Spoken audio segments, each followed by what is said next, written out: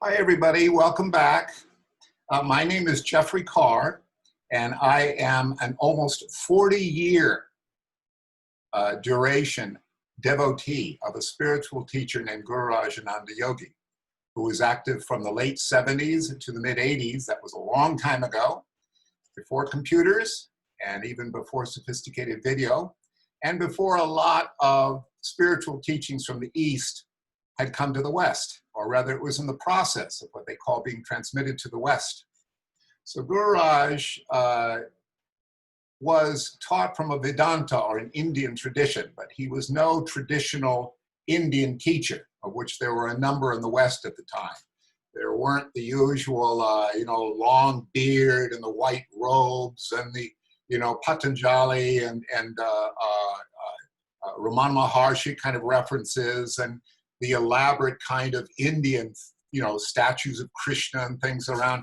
That was in there to a bit because that was his training. But he liked to say that of himself that he was a universalist and that he wanted to teach spiritual truths that were common to all religious traditions. And in fact, he said he wanted to encourage religion, but what he might call the deeper aspects of religion, getting in touch with something beyond the ceremony, the belief structures, the cultural baggage, really get to the heart of what these spiritual traditions were about. Why? So that they would be of genuine help to people in their anxiety and their worries and the confusion. Gururaj taught with a great deal of humor, great deal of wisdom. There were many, many jokes. We used to go on courses for 3 days, 5 days, and 7 days with Gururaj. He would give several what they call satsangs in the Indian tradition a day, usually based on questions that just were given to him from the audience. And at the time, we were all in our 20s and starting families and having a lot of fun. And we got it more or less. I think a lot of it went over our heads. And the other thing that was going on, which he never talked about, but I'm now very familiar with, is a kind of, the Buddhists call it transmission. The Indian tradition also calls it darshan, being in the presence of divinity or a divine figure, a representative of divinity. There was a lot of what some Indian traditions call shaktipat, which means literally a transferal of spiritual energy. You can see a version of that in the Catholic ritual, traditional Catholic ritual, when they do sort of the Eucharist or the laying on of hands and things like that. Those things actually have a kind of power, at least they do when they're being transmitted by somebody who's genuinely, deeply versed in these traditions and deeply in touch with his own spirit or her own spirituality. All these satsangs that he gave were recorded. And later on, members of our group went through a lot of trouble to transcribe them. And there are literally hundreds of them. And what I did is a couple of years ago, took it upon myself to take selected satsangs out of many hundreds and do a very light edit. I am very aware that my accomplishments are minimal compared to Gururaj's or any of these other very great teachers, which has since come to the West. So I'm very careful not to do a lot of heavy editing. I don't take out a lot, and I try very hard not to change words unless it really helps the transcript to make it clear. I did take out a lot of his outrageous jokes and his pranks and some of the wilder non sequiturs, because he would give several of these a day, and he was very responsive to the audience, and he liked to have a lot of fun. So some of that's removed, but some of this is in the current satsang that I'm going to read to you in a moment. So what I'm going to do in a moment is read through the satsang. There is a version of this, The Process of Life, online. You can do a YouTube search called The Process of Life, and the video has been edited from a much longer video. My own transcript here is pretty much verbatim. I took out a couple of chunks, which really were him talking about something else, but it's pretty much verbatim. And in fact, I'm sorry to disappoint all you guys that have shown up, but it's the same old stuff that he seems to talk about every time. Why do we keep needing to hear the same message? Well, a couple of reasons. One reason is we don't understand it, or we only understand it on an intellectual level. Second thing is we need to hear these things and be in contact with a spiritual teacher on this level, not once, not twice, but on a daily basis. This is my conviction. I didn't say believe, my conviction. On a daily basis for our whole life, in my case, 40 years. It's not just him, but I've been, after working with Gururaj, he passed in 1988, was it? Kamu, 1988. I spent about 15 years doing very heavy duty training in Tibetan Buddhism. I have a background in Zen. When I was with him, I read the Ramana Maharshi, the Veda text, very closely. I've subsequently attended many retreats with the Vedanta Center, and I'm sort of a Ramakrishna freak. In other words, I know the stuff. I wouldn't call myself an extreme expert for this reason. A lot of the spirituality we get from these traditions are very heavily packed with religion. And I was thinking of a way of introducing this material today, because what he teaches us is very bare bones. What does he not teach us? He gave us a little bit of teachings on Kundalini. I subsequently found out a lot more. There is very little liturgy. We didn't do any studying of enormous tomes and sacred texts. We had a very straightforward chant for our group, because chanting helps you a lot spiritually. All spiritual traditions have chanting. But oddly enough, even though it's a very traditional Indian chant, he made a big point of telling us, don't worry about what it means. It doesn't mean anything. It's just nonsense syllables. Well, it's not. It's a very important, it's the Nirvana mantra. It's a very big deal in India. And I could go on about it, but that would be introducing religion. He was really against all of the stuff, the costumes, the liturgies, the hierarchies, the monks, the ritual, all of the fancy, beautiful accoutrements all over the place. Whenever we used to listen to him, there was very quickly, there was flowers over there, it's very traditional. There was sort of, he had beads. He would wear sort of a simple suit, a guru suit, but there wasn't like these beautiful and very elaborate temples that I've been in with the Tibetan tradition or the Catholic traditions or one of these other religious traditions. And you were with him, there was no really complicated, wild terminology. For example, I know Tibetan terminology. For example, there is the doctrine of the three kayas, the Nirmanakayas, the Shambhogya and the, what's the other one? Dharmakaya. There is the doctrine of the bodhicitta, absolute and relative. In other words, I could go on for literally days doing a download on you guys on all of the complicated stuff about Tibetan Buddhism. And it's that way for Zen. Zen, they say, a tradition of just spiritual practice with no extra stuff. It's like bullshit. Zen has costumes, rituals, ways that they recite the literature. It's exquisitely beautiful. I'm thinking of Tamu. I've been to all of those Zen retreats. I know it. And it's religion. What do they talk about in all these various spiritual traditions? Exactly what Gururaj is talking about. In fact, Gururaj he'll talk about it in this satsang, the three levels, which I will tell you right now, of insight or spiritual practice. He's going to refer to the three levels in the context of this practice. His method was probably closest to what I would call Dzogchen in the tradition, Tibetan tradition, which is direct pointing out instructions on the nature of mind. That's the way the Buddhists would say it. He would simply say, you are divine. You are. And he would over and over again try to get us to figure out, not figure out, be what that means. I'll read about that in a moment.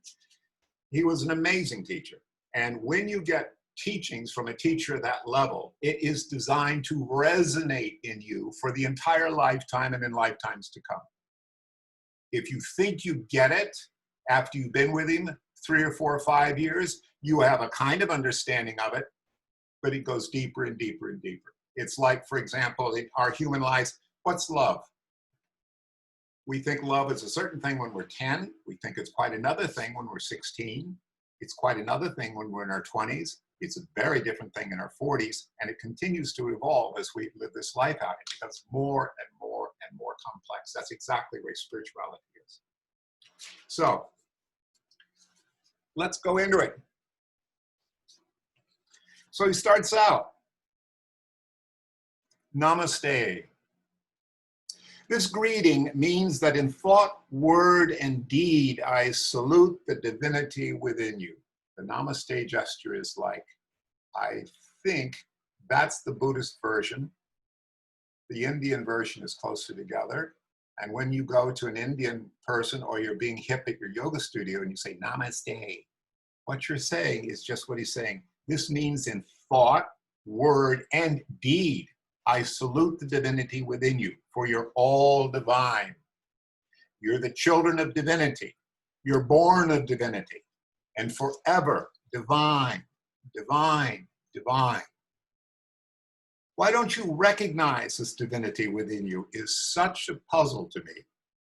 What comes in between your recognition of this divinity within you and your ordinary perception of yourself is the machinations of your minds, swirling and twirling in a whirlpool.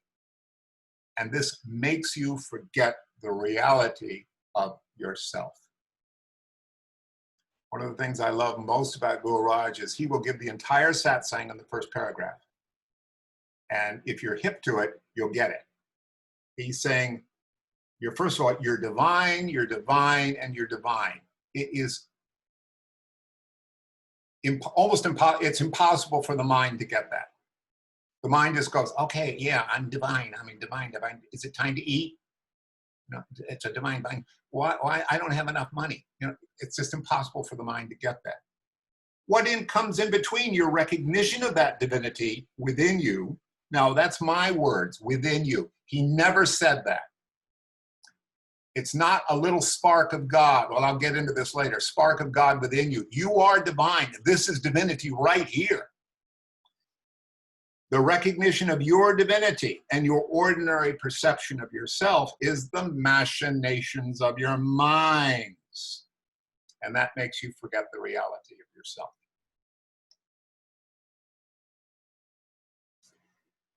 Gururaj then, according to the transcript, went into a traditional hymn. Now, those of us who are hipsters, and we're all spiritual hipsters, words are for the amateurs. As you get more into this, poetry does it for you. Art can do it for you. What does it do? It moves you out of your ordinary frame of mind and you get some feeling for the truth of what's going on around you. Looking at a face, especially looking at your guru's face. Finally, just anything. As he said, when you really get into this, just a turn in the weather can make you smile. So he gives us a hymn. He sings this at a couple of satsangs. Jai Ram, Jai Ram, Jai Jai Ram. Jai Ram, Jai Ram, Jai Jai Ram. Ishvara Allah, Christos Teranam. Jai Ram, Jai Ram, Jai Jai Ram. Jai Ram, Jai Ram, Jai Ram, Jai Ram, Jai Ram, Jai Ram. Jai Ram, Jai Ram, Jai Ram, Jai Ram, Jai Jai Ram. What the heck does that mean? What this chant means is that we know our Lord. And there's only one Lord. Some call him by the name Ishvara, some by Allah, some by Christos. But there's only one God, one divine energy, and yet we call it by different names, don't we?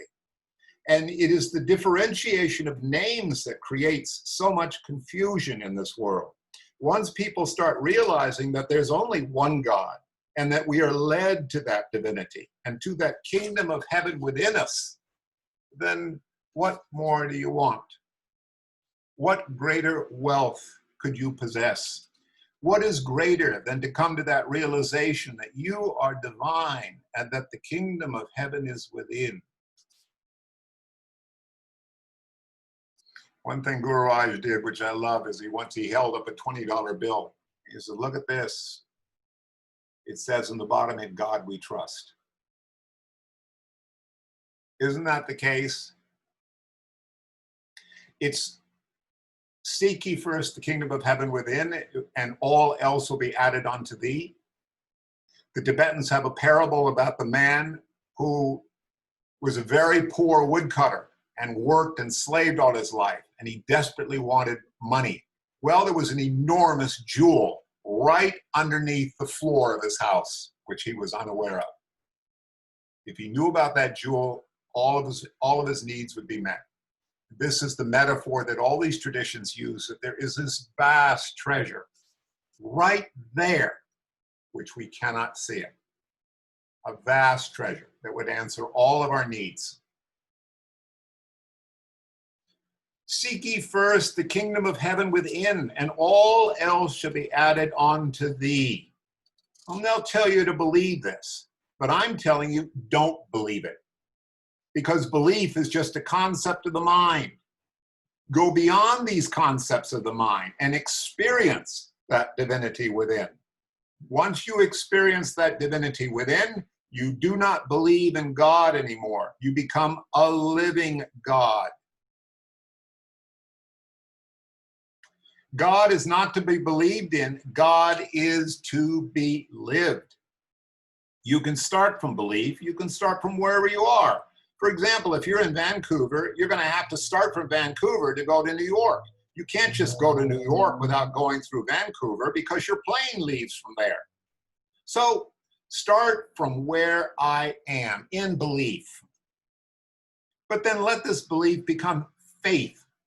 And through the experience that you have, that you are forever there, not that little you named John or Jack or Jean or James. No, that you that is forever there, in which every cell of your body, millions of them, is permeated by that energy and by that divinity. Now, what more could you want in life? He's saying, start with belief. That's the reason why I have a friend who's a totally devoted Tibetan Buddhist. And in fact, I think I finally pissed him off because I'm not reverent enough. I remember he caught me once in the bathroom. Next to the toilet was this big tome of this Tibetan teacher's teachings. And he was really shocked. I had that in the toilet. And you thought to myself, what's wrong with the toilet? Why not? Even that Rinpoche has to take a big shit. Is he so holy he doesn't shit? Gururaj is saying we start, nevertheless, all that rigmarole for religion, including the belief in meditation, including our faith in Gururaj, two more people to admit, including that faith in Gururaj. Those are necessary to foster belief. And from belief, he says, you move to faith. Do you remember the line in the Bible? You know, if you have faith, you can move mountains. And you remember Christ said to his disciples, they came back to him, they said that we can't do any healings. You got to be with us. And he says, it's because you don't have any faith. Faith is actually extremely important for us. I have great faith in Gururaj, and I have great faith in a number of these teachers. But on another level, there is no difference in the divine energy between me and those teachers. None. It's the same energy. So why am I get all weepy about Gururaj? The Gururaj is saying this is a process. Remember, this whole thing is called the process of life. This is very necessary. Start with belief. By the way, help me, Lord, overcome mine unbelief, as somewhere in Paul it says, the Gospels. You've got to get some belief going. Then develop the faith. But he'll talk about that. You are seeking for peace and happiness. We sit in our chapels and we sit in our churches and we sit in our mosques and synagogues and then we go bargain. Oh God, give me peace. Oh God, give me this. Oh God, give me that. Well, it doesn't work that way. Become it. It. I have said to you throughout this week that it's not he and neither is it a she. It's a neutral force. that force of divine energy that permeates everything, that flows through these hands of mine, that flows through this heart of mine, that flows through these weak limbs of mine. For he or she is ever there.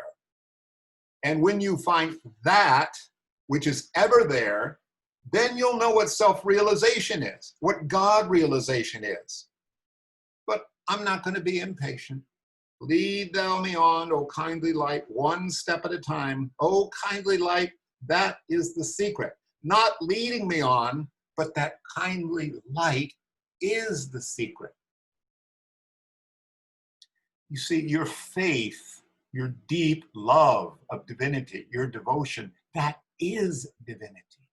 That's what opens the heart.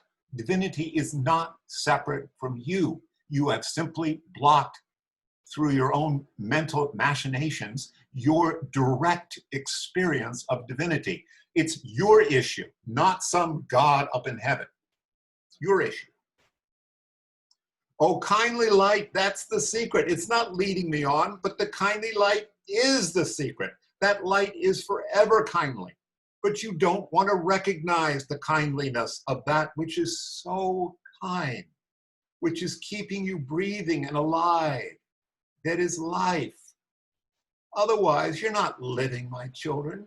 You aren't living. You're just passing the time. You're just existing.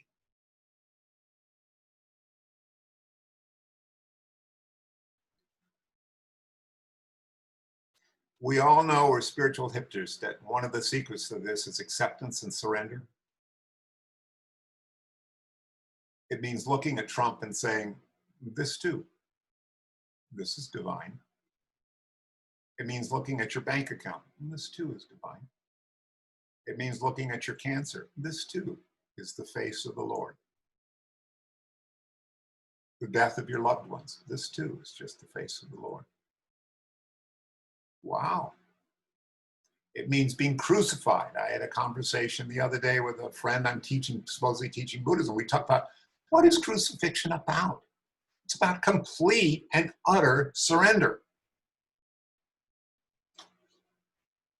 But when you feel that glow of the light within you, and then beingness is beingness. Let me read that again. But when you feel the glow of that light within you, then being is beingness. Beingness is to be. I'm guilty of sitting there meditating so that I can feel certain emotions, or feel certain things, because I like them and I think this is somehow sacred or something. I'm always being. Gururaj is pointing out, it's not like you're God at some times and not divine at others. You're always divine.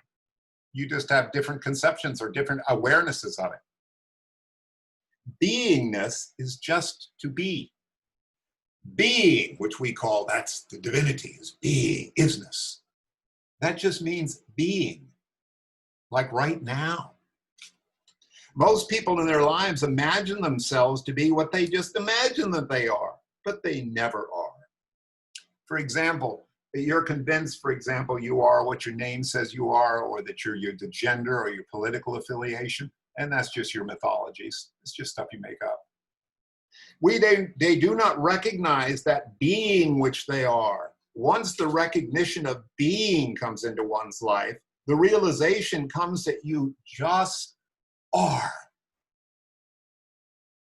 No pretenses, no wiles, no guiles, nothing. You just are. That is beingness. That is being.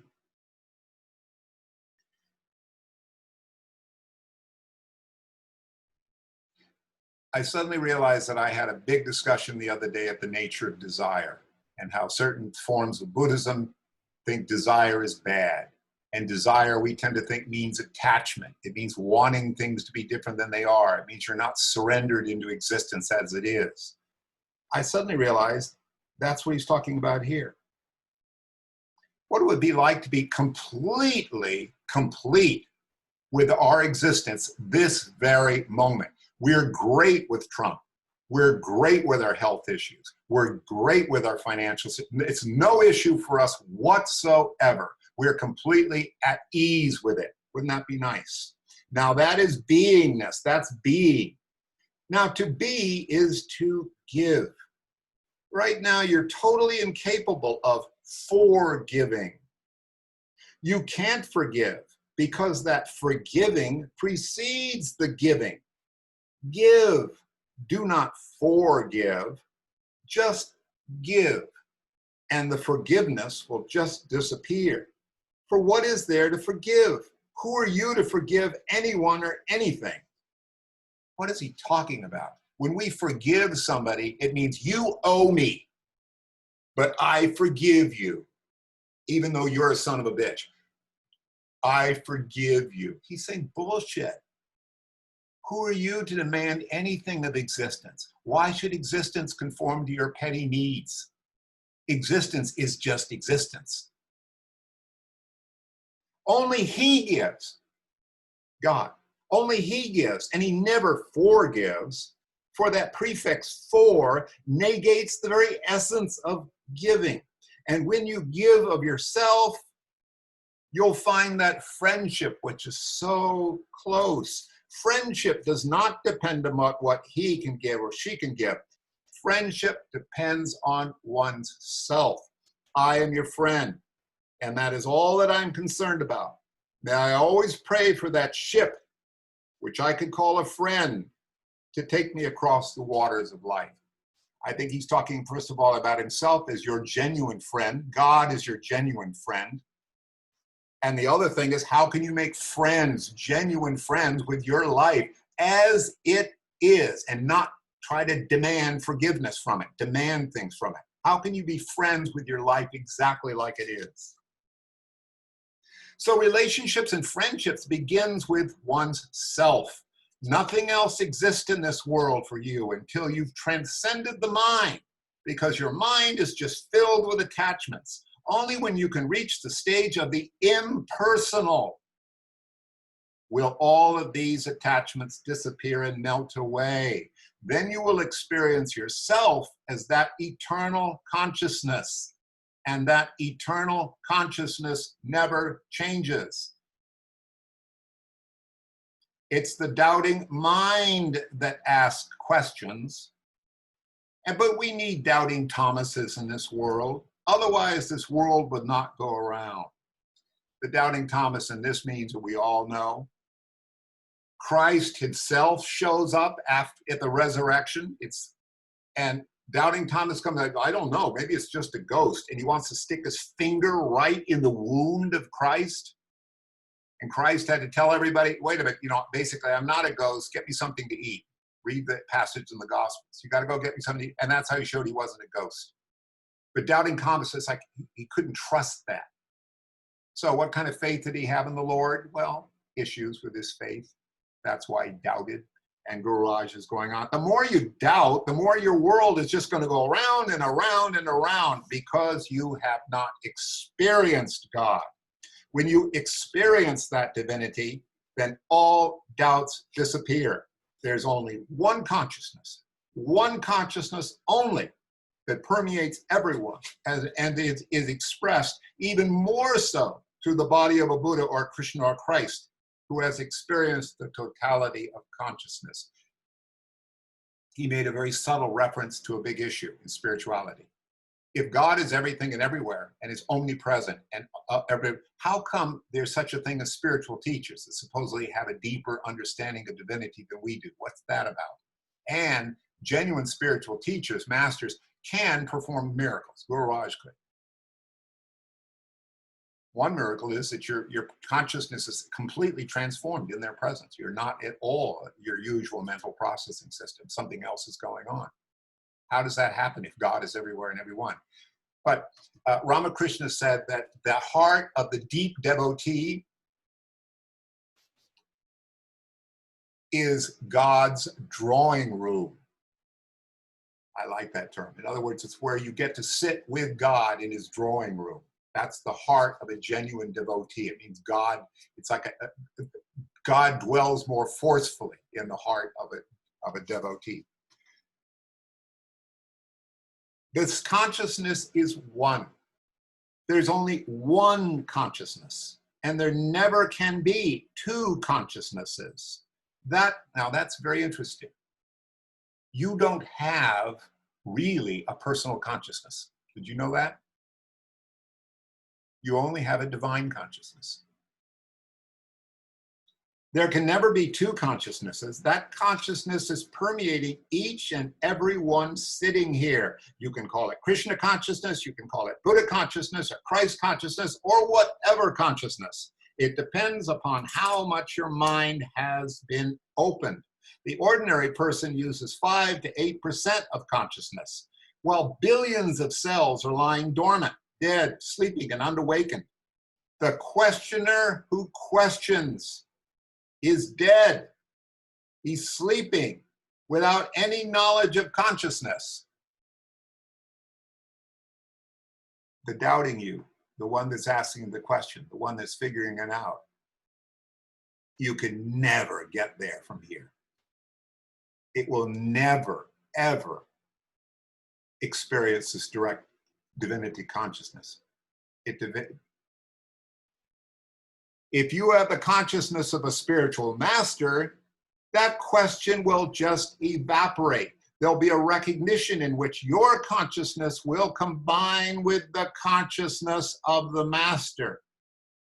Now, how can you combine your consciousness with Krishna's consciousness, or Christ's consciousness, or with Buddha's consciousness, if you're groveling there in the mud, and that consciousness is so high, so beyond that you can't grasp it for the moment? Just please remember that it's not impossible. It's right there. You have it within you in totality. The more troubled your mind is, the more doubtful you will become of that consciousness, and the less that you will recognize that divine consciousness that permeates every pore and every cell of a spiritual master. Whose fault is this? Well, if I'm jaundiced, I'm going to see everything to be yellow. But is everything really yellow that's around me? No, it's not. It's just my eyes that are jaundiced, and this makes me see everything yellow. I see everything in the negative sense, so that everything is just rubbish. This is really hard for us to understand. In fact, it is a real taboo among spiritual types to claim that you get it. Like in the Buddhist, if you say like Rigpa, they call it Rigpa consciousness, which is non-dual consciousness in Tibetan Buddhism. And if you say, oh, I know it had pointing out instructions, I've been meditating for years, and yes, I regularly experience Rigpa. And then right then you can experience partial consciousness. People go crazy. And then you'll get people saying, oh, yes, I talked to the flying saucers. They'll go nuts. But Gururaj is saying, if you're groveling down there in the mud and saying, I can never understand this is so deep, it's so profound, Gururaj is so utterly beyond me, I'm such a worm. He says, if you're groveling there in the mud, how can you, so beyond you can't even grasp it for the moment, how are you going to, he just said here, listen, the questioner of questions is dead. He said, when you have the consciousness of the spiritual master, the question will just evaporate. There'll be a recognition in which your consciousness will combine with the consciousness of the master. In Buddhism, they say that you merge into the mind of the guru. Your mind and the guru's mind become the same. This is the goal of Guru Shakti. Is it possible? I swear to you, it's absolute. In fact, it's necessary. It's inevitable. When you experience the heart, the mind of Rigpa, you go, oh my God, it's as plain as the nose on your face. All you have to do is excuse me the French, shut the up. Means seriously, shut the up. As soon as your thoughts are gone, it's there instantly. And you're like, oh, that's what it is. It's not such a big deal. You just have to shut them up. That's my addition, but it's true. Through spiritual practices, you rise above your little tiny conceptions. Now, I don't ask you to believe in me. I ask you to doubt, always. I've never in thousands of talks around the world asked anybody to believe me, but I have asked you to do one thing, to experience yourself, what you really are. Then you'll experience that consciousness, which is your birthright. You're a child of the divine. You are divine. You are it all. But the mental faculties get mixed up when there's no synaptic control between the left hemisphere of the brain and the right hemisphere of the brain. And you get into this muddle. And what is that muddle? It's your own mind. Your own mind is in a muddle, that it doesn't make you realize that consciousness. The only thing between you and total consciousness, to quote a comedian, is your own frickin' calculating little deluded mind. I promise you one thing here and now, that if Christ or Krishna or Buddha would walk down the road right now, you would just pass them by and you wouldn't even recognize them, because you haven't got that consciousness to recognize that Christ or that Buddha or that Krishna. There's an old adage, especially in Buddhism, that no one can judge the degree of what they call realization in one of these teachers unless you have that level yourself. We're just mythologizing. Through spiritual practices, through meditation, through prayers, you heighten yourself. Now, what does it mean to heighten yourself? It means that through your practices, you reach a higher vibratory rate that will conjoin the heightened consciousness of Christ and your own consciousness, so that there is this confluence in which you are Christ, you are Buddha, you are divinity, you are it all. That realization dawns through experience and not through mental antagonisms, mental turmoil, and mental turbulence. Then you find that deep peace within that everyone seeks. I realize he's telling exactly and straightforwardly what goes on, but sometimes it helps you hear somebody else tell you these things. Rupert Spira, for example, does great pointing out instructions. It's Tibetan lingo. If you can get through all the Tibetan bullshit and get to what they're actually talking about, I can tell you the people to read. It's perfectly obvious what they're saying. It isn't big mystical stuff at all. It's perfectly straightforward. It makes perfect sense. Muji, you just find Adyashanti. Find one of these contemporary people who know what the heck this is and read them, and then sooner or later, and it'll happen to you in meditation. By the way, it isn't necessarily some big exalted state, although I'm real cool. I love big exalted states. Sometimes it's a perfectly obvious observation or realization that you'll make. There'll never be peace in the mind, he's saying. In other words, you're never going to figure this out. Forget it. There's always going to be conflicts. One thought will pull this way and another thought will pull that way, and these things happen all the time. Now, what can you do about it? Well, you create a balance, an integration of body, mind, and spirit, because fragmentation is where people live, in fragmentation and not integration. When you're integrated within yourself, the question of divinity can never arise, because you feel within yourself that you are divine. And when you realize your own divinity within yourself, then you'll see that divinity is everywhere. It's in these lovely trees that are creating this beautiful symphony of the wind blowing them with the grass swaying in such an ecstatic dance. You lie. Now, I think all of you guys have had those experiences of this being totally in peace, totally love of nature, in a state of kind of ecstasy and wandering. Gururaj is saying that kind of mind state is available to you far easier than it is. The other thing I'm going to tell you from personal experience is you can be all freaked out about something, but right back there, you're just getting a kick out of it. You're not totally identified. It's very, very much like watching a horror movie or watching a movie. You're just like, wow. Whoa, yes, you get worked up, but it's still a movie. You're an idiot if you think it's real. That's exactly the way this life is. It's just like a movie. You lie in the bed with your husband in that beautiful embrace, that closeness in which you're conscious of that closeness, body to body and mind to mind. But that closeness in which you're only conscious of that closeness, body to mind, body and mind to mind, that isn't real consciousness. That's still limited consciousness.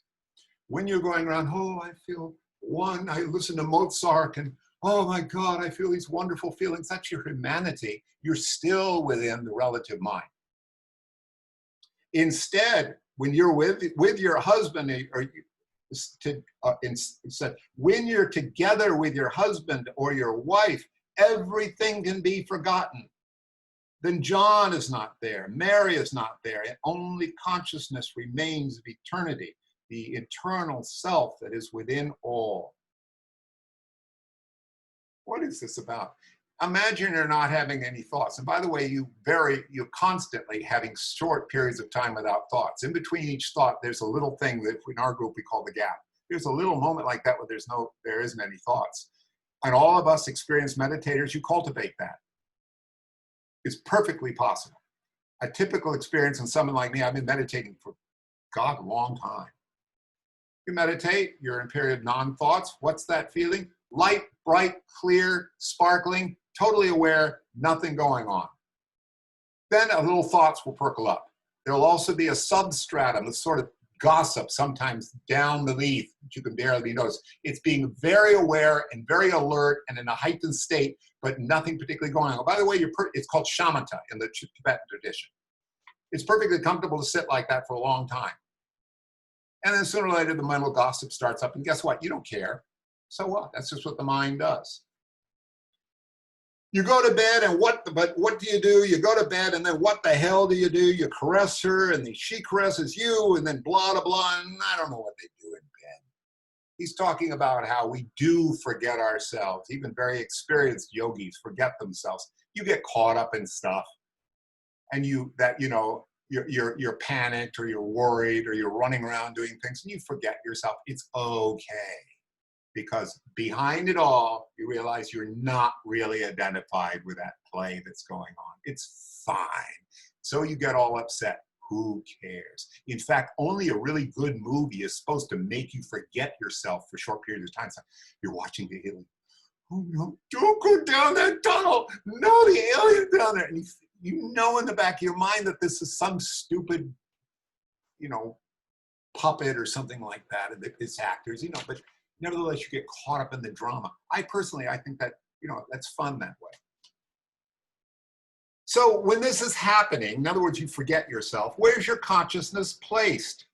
Your consciousness is placed upon your bodily functions, and your consciousness is placed in your mind, which influences the bodily functions. Like, oh no, don't go down that tunnel.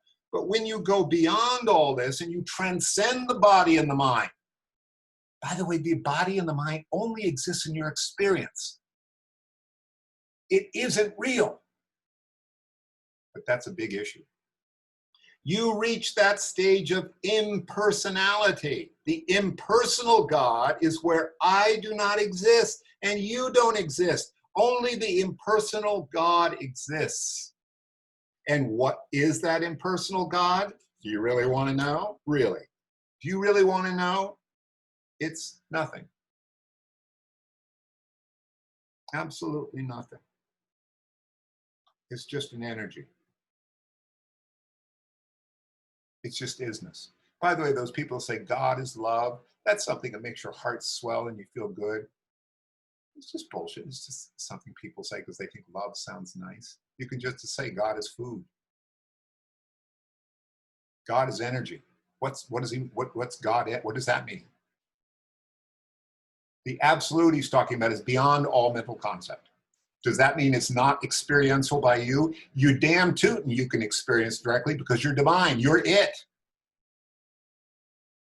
Otherwise, all this stuff it doesn't even matter. This is the whole point, that this stuff is very accessible for us.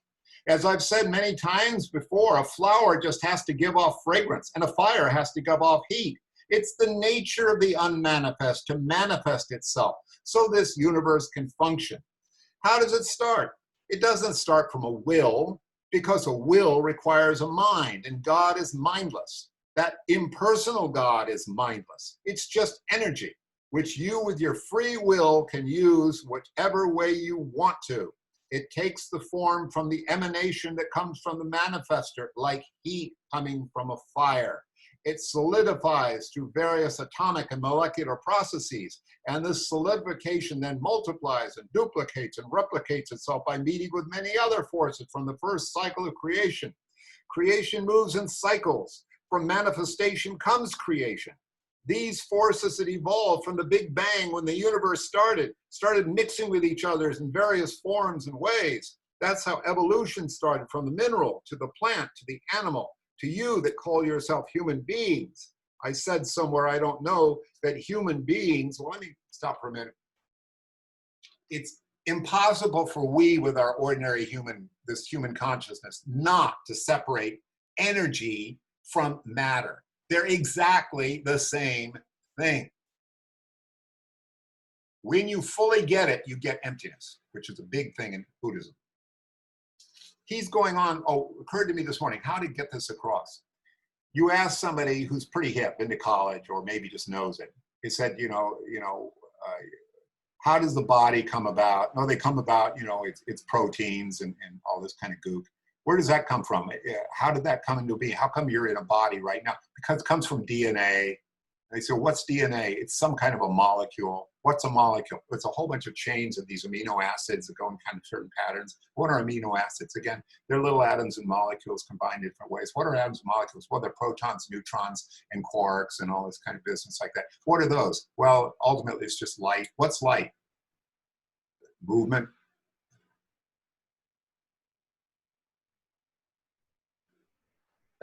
That's the current consensus, the scientific understanding. Movement. And I'm hip to quantum theory.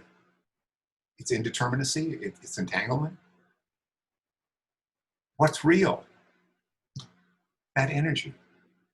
The rest of it is a beautiful rainbow, gorgeous floor. It's like a gigantic folie bergère. It's like a gigantic floor, so it's a huge movie.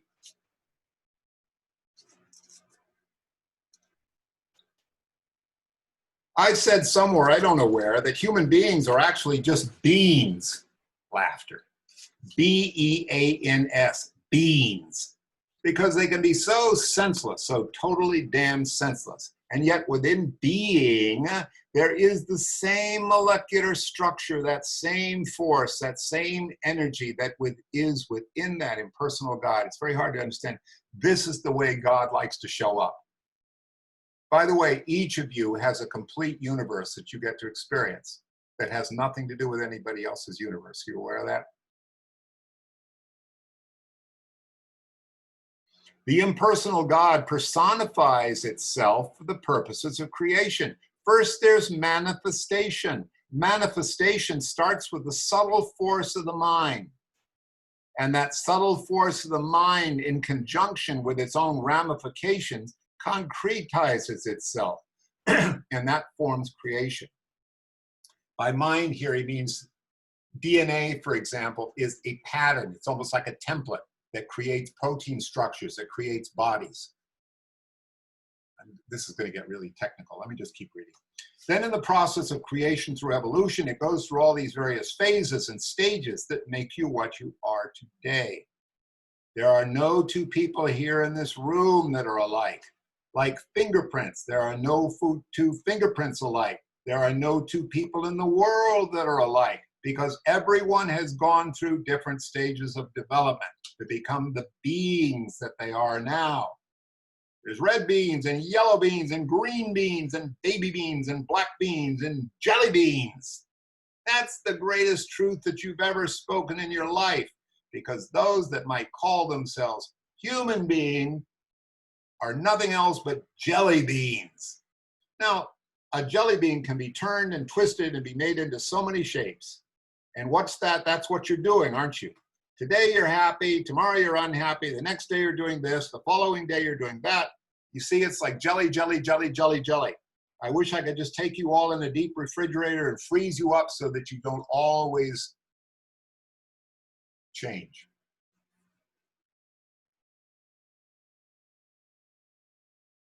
How do our body, well, I'm tempted to go into this stuff, but I won't.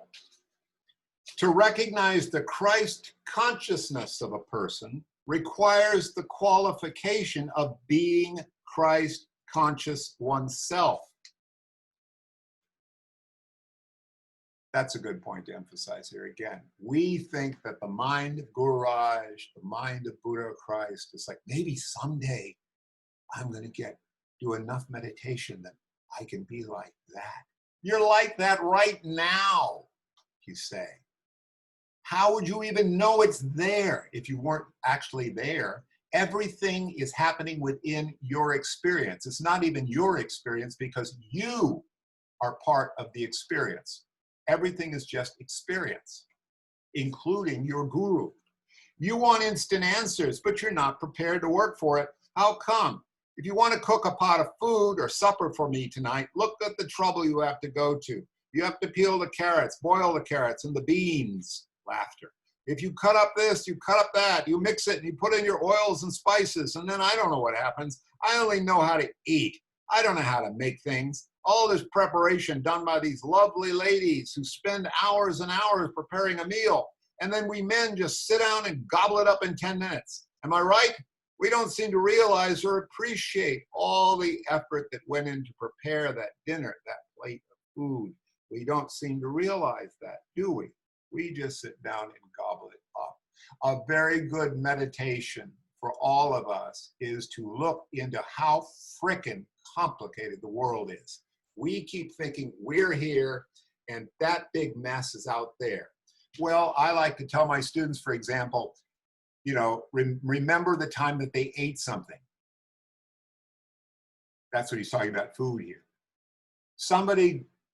First you had dirt, somebody planted a seed, that seed had DNA, the plant comes up, the sunshine hits the plant grows, the plant's in a field somewhere, somebody ships water to that plant, the water comes out of the sky, the water comes out of our pee, the plant grows up, it's sent to the factory, or either it's harvested first, then sent to the factory does this, that, and the other, millions and thousands of people, and then they make some kind of food out of it, and they put it into a plastic package for you, and the plastic comes from here, there, and everywhere, and then all these other people are involved with shipping it to like some supermarket, and people go to work in the market, and all the people eating, and suddenly you go to the market, and somebody gave you the money to buy the stuff in the market. You didn't, money just showed up. You got the money from somewhere.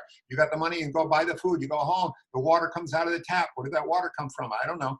All these cause millions and billions and billions and zillions of causes and billions of beings. The whole universe is conspired so you can have your little tiny food on your plate, which he says you gobble down a minute, including the lovely ladies, right? The lovely ladies who are cooking, all right? He's talking about like that. Would you just get conscious that manifestation is endless and it's all within you?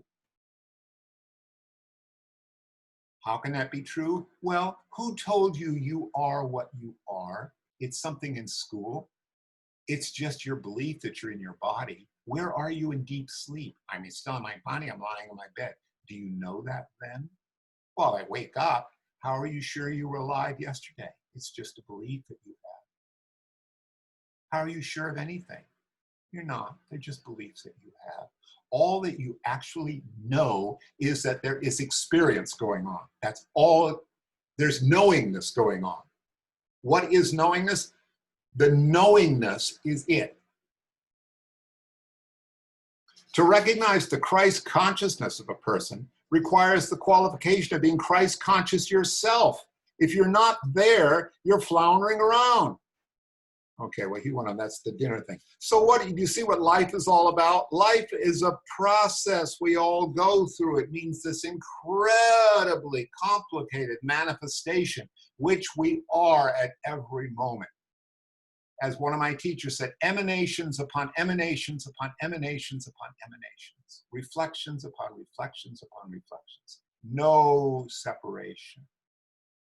Life is a process we go through. The more you become united to yourself, to that kingdom of heaven within, the more that the process of life will become more and more easy. Isn't that what you want? When you make the process of life more and more easy, more and more happiness comes. People talk about diseases, for example, but there's no such thing as disease. There's only dis-ease. You might understand every word I say to you, but these words alone are not as important as the heart. With the heart blending into the understanding which is going beyond those words. Now that's communication. That is being. Combined to the consciousness that is reaching the impersonal, when the personality disappears and the ego is lost. The I-ness is gone, the mindness is gone, and then you're in the impersonal.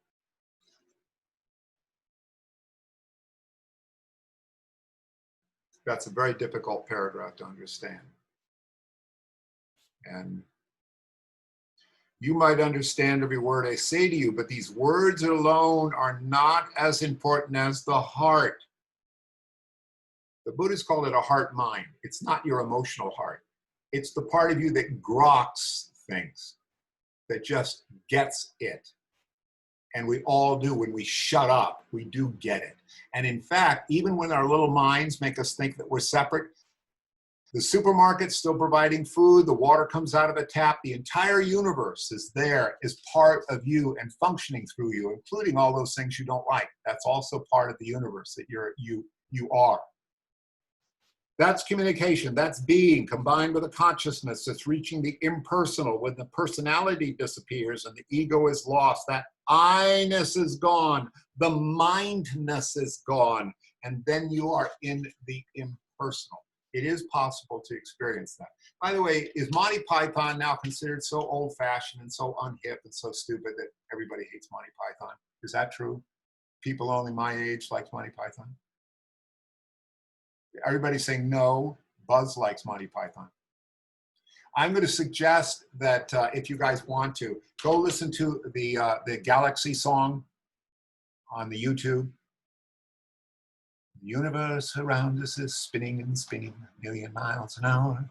It's about a woman who has a cosmic experience of the universe as it truly is. And it's worth listening to this song. It's very cute. Do you understand me? He says, when you start meditating and become a meditator, you'll find that you just need to sit down for 1 minute, mull over a problem, and the answer will dawn. The reason is so simple. It's so simple that it sounds ridiculous. The problem that you're going through is on the small surface conscious level of the mind. But when you meditate and do your spiritual practices, you're diving deeper within yourself. And that depth is within yourself brings forth the solution to your problem. You understand me? You should.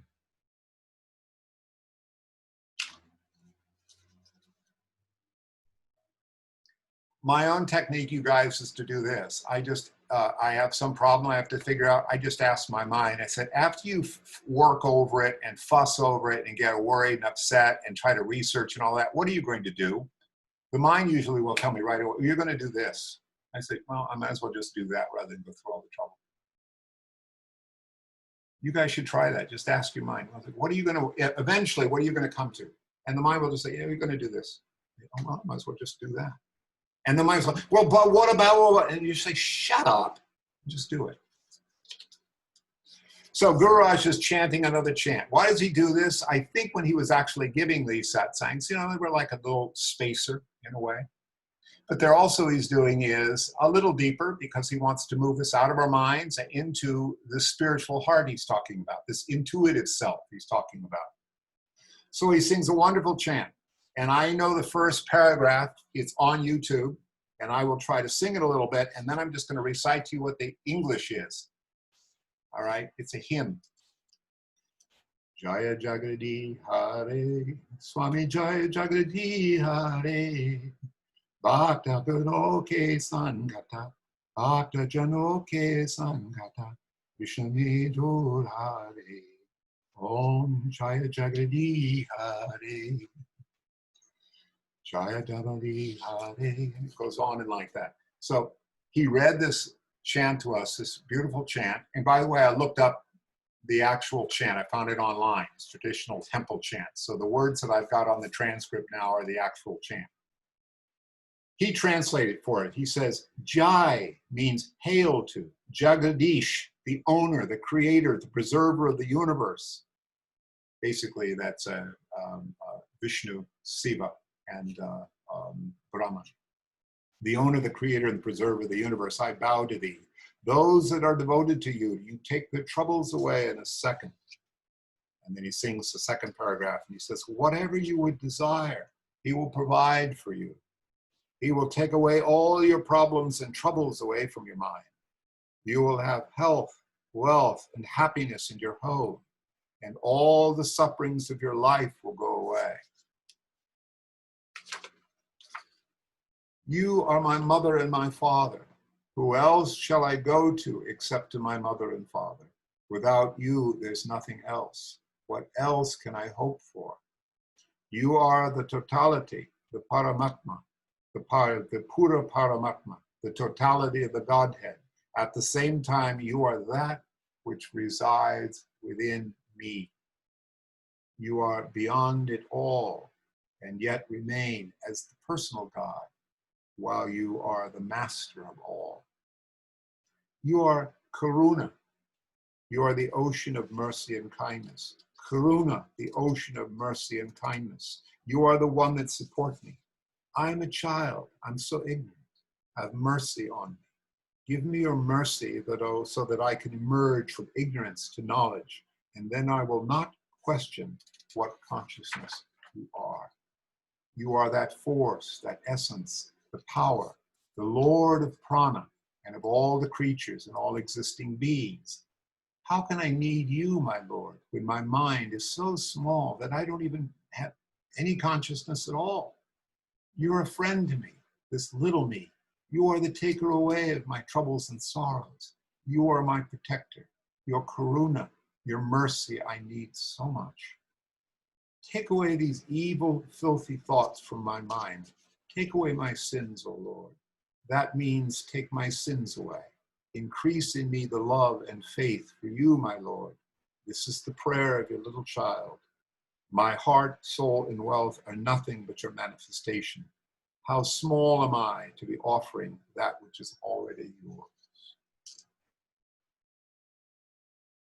So the benefit of doing prayers like these for me is that the little self, which is totally an illusion, is opening itself up in heartfelt supplication, in surrender, in crucifixion to this absolute. We might even know intellectually that that's all that exists, but we don't experience it directly in our ordinary lives. How do we open ourselves up to experience it in our ordinary lives and then experience what they used to call salvation? Well, prayers like this help. One way I like to think about it, it's like a little child having a nightmare. When you wake the child up, which is an awakening experience, oh, they're safe, they're home, they're with their parents, with divinity, they're safe. Now, God is not going to sit there and talk to the little child and says, oh, that monster almost got you. That monster you were dreaming about, that was real. It almost ate you. No, the parents say it's just a nightmare. It's just a dream. You're okay. You were having a nightmare. That's all it is. That's the way. That's a nice analogy. That's the way it is when you open yourself up to divinity. Wake me up from this nightmare, and I'm always safe in your arms.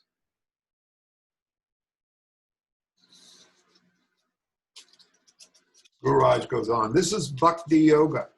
Bhakti is only a starter for those who only know the I and the thou, until you reach the stage where I and thou are one.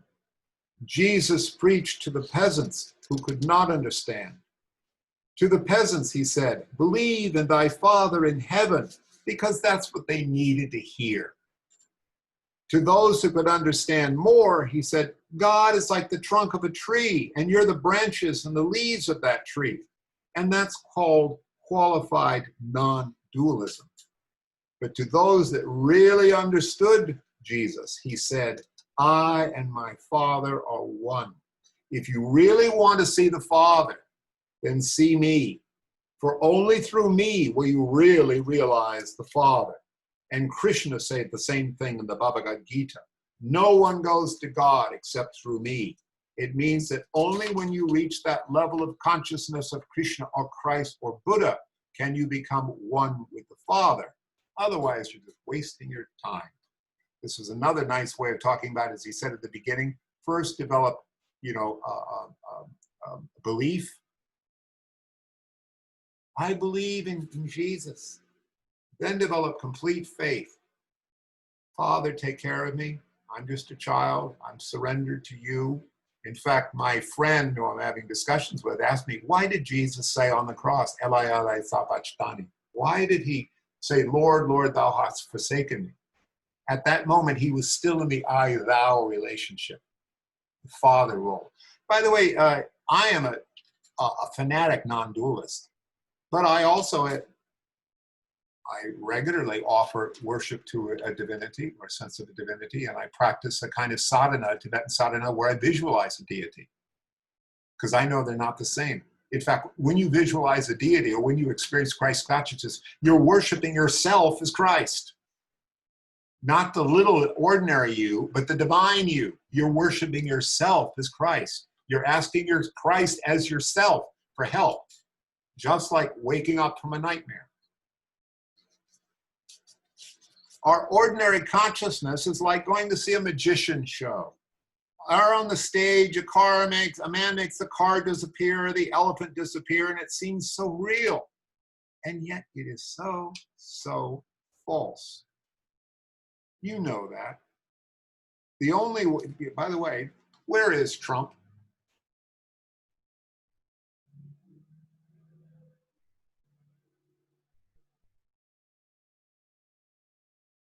Lots of people like Trump. I don't know if Trump really likes himself or not, or even if there really is a Trump. I've only seen Trump on TV. I read about him in the newspapers. My friends all scream and angry about him. I get angry about him too. 100 years from now, is there still going to be a Trump? 100 years ago, was there a Trump? Right now, there's a Trump. Is it the same Trump as it was a week before or a week later? It's one thing like death, like taxes, to get upset about. I'm not telling you not to go out and vote and carry a sign. Why not? You're manifested. This is God enjoying itself through you. Why not knock yourself out? Do it all. If this is your way to play God's play in this world, do it. But do it with a spirit of non-attachment and loving kind. Well, it's my religious nonsense. Do it with the spirit that Gururaj is talking about, that you are not the doer, it is the doer, and it's enacting itself through you. And you'll have a much better time. You'll actually get a kick out of Trump, believe it or not. It's like, what a fucking monster. Jeez, oh my God, I can't believe he said that. No, oh my God, you get off on it. I'm sorry, that's my editorializing. And if you don't want to do that, you're God, you do whatever you want. Our ordinary consciousness, he said. The only way you can experience the truth of divinity is through meditation, prayer, and spiritual practice that are given to you by a true spiritual master that knows his job and who has traveled the path and knows the pitfalls. I'm totally convinced. I believe in the Guru principle. In other words, if you pick up self-help books, it won't really change your fundamental. You really do need some energy, some impetus, some divine force, which is utterly mysterious. It's the function of grace, and it comes through the guru, whatever that guru is, whatever force that is, and opening your heart up through spiritual practices. Otherwise, as he said, you're just wasting your time. The true spiritual master will never let you stumble or fall. He'll hold your hand. He will not shine the light upon you. It's actually not about you. He shines the light upon the path so that you'll never tumble and fall. He's like a railing on a steep stairwell. You can't fall off the steps. There is a railing and you hold on to it and climb up. That's the true spiritual master. How many people can recognize a true spiritual master? How many people can know? But who cares? Who cares about that? The gardener just keeps on planting his seeds. The gardener's the guru. Some fall on fertile ground and germinate, some on barren ground that won't germinate, and some on the rocks so that the birds of the air will enjoy them. That's the true spiritual master. And at that last bit, for those who know, he's making an analogy, very wise, from Christ and the Gospels, which, by the way, I'm a big fan of the Gospels. I mean, I think they're, and I'm very happy that Gururaj is a fan. I read the Gospels very intensively when I was with Gururaj, and they're very, Paul, for me, personally, I think some of you like Paul. I don't think he's very helpful, but I think Christ is very, very helpful, even in the form we get him. So the analogy is Christ is trying to decide, well, what are the spiritual teachings? And he's just, Christ used the analogy. It's like a person, a sower, spreading seeds. Some of them fall on fertile grounds and they sprout, but they wither pretty quickly. Those are just like the people that get, I found the greatest guru. I've been listening to Muji. I want to go to Portugal and study with him. And 6 months later, he asked him, how was Muji? Oh, I didn't ever went. I forgot. You know, I found this, I took an ayahuasca trip instead. Yeah, so it sprouts, but it withers. The other thing is the guru or sprinkles the seeds and they fall on fertile ground and they sprout and they grow and they turn into trees and all this miraculous stuff happens. And anybody who's done serious spiritual practice, your life utterly transforms because you're not doing it anymore. It's unbelievable. Everything's a freaking miracle. Really. And then Christ talks about those who fall on barren ground and nothing happens. By the way, people often, they try, you've got to read this book. I found out about this wonderful teacher. Her name is Alioni, Lama Alioni, and she's got this new book about the 5 wisdom families, and it's just so great. And let me look at that book. Oh, yeah, that looks great. Yeah. They never do it. In other words, the guru spreads these seeds out there and a lot just fall on barren ground. Guess what? God does not care because God is everything anyway. So that's that. And yeah, that's that. There's more to say. But let me open it up since it's 1:15. And let's see if I can unmute. You can unmute yourselves if you want,